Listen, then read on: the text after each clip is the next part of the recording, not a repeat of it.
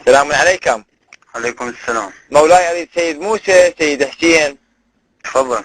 منو جنابك؟ تفضل. اريد واحد من السادة، عندي مسألة مال الزواج. تفضل حبيبي. منو جنابك؟ سيد حسين. شلونك سيدنا؟ لغاتي. سيدنا اريد اخذ وحدة متعة. ايه. شلون الطريقة سيدنا؟ هي موجودة وياك؟ اي موجود. انت عندكم لو انا اجيب؟ انت غير تجيبها؟ زين، شلون الطريقة؟ انت حسب الاتفاق بيناتكم. يعني ما فهمت، يعني مو هي ما اعرف هاي المسألة قبل، فهي قالت واحد مثلي تو يجيب لك. لا ماكو. زين، شلون الطريقة؟ يعني شلون اتفق وياها؟ تتفق وياها حسب الاتفاق.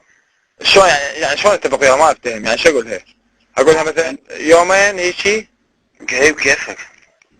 وزين، والفلوس شلون؟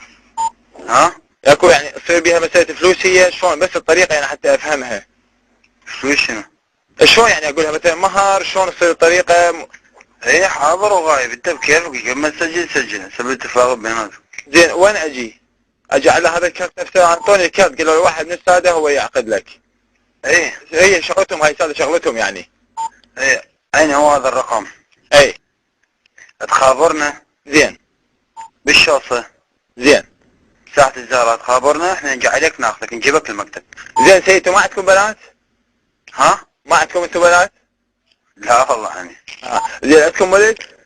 ها؟ يعني اكو ولد هناك يكتبون لنا العقد؟ كل شيء اكو عندنا، حتى اختكم موجودة. اقول لك، ها؟ انا اريد شنو؟